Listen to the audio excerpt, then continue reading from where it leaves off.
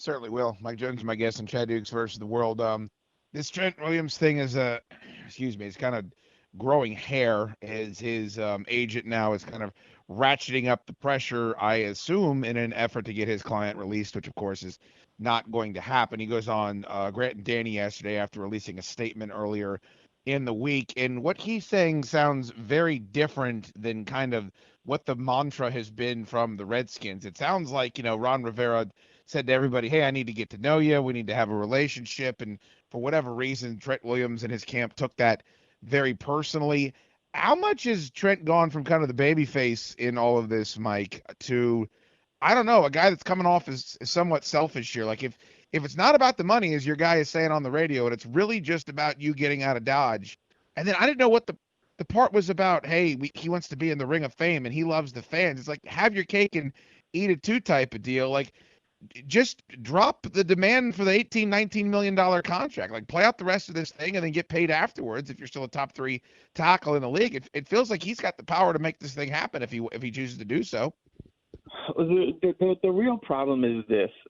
Trent does not have a good agent. He doesn't have a very sound, very savvy, very experienced guy.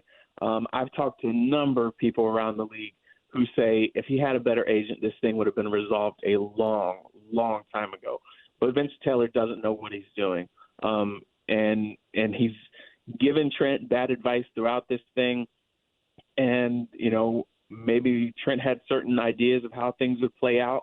And as the professional, Vince should have been like, well, if we're going to get this type of outcome, we need to do A, B, and C, or your best chances are X, Y, Z. And Vince Taylor has just, from everybody that I've talked to in the league who's had any type of dealings with him say that he's the biggest thing that's holding Trent back. It's Trent's biggest thing is I was told is he's just too loyal to a fault.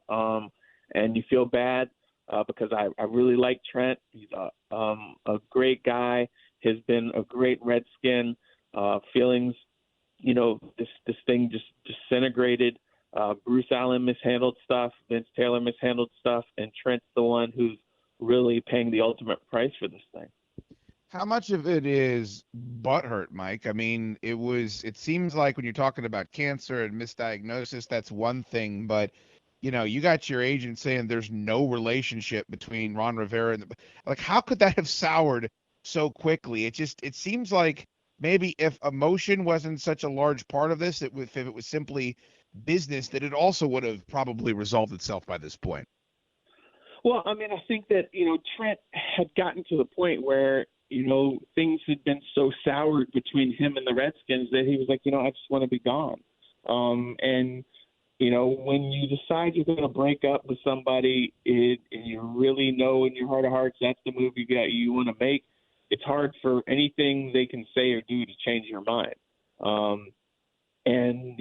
The Redskins, they got a new hairstyle, they got a makeover and everything, and it's still just not changing in your mind. You just want to move on. And I think Trent looks at this, he's like, Ron Rivera might be a great dude, but I don't have 3 years of rebuilding to go through before we have a chance for me to contend. I'm 31. I've had a lot of injuries. My body is taking a pounding, and I want to win now. And, I think that's kind of where he's at right now. And so he'd rather go elsewhere and not waste 3 more years. Because when you think about how frustrating just every year has been as a fan since 2010 when Trent came here, I think how it must be for him who's slaving away and, enduring injuries and, setbacks and coaching changes and quarterback changes and everything. And then he had the health scare and everything. Eventually you're just like, just get me out of here.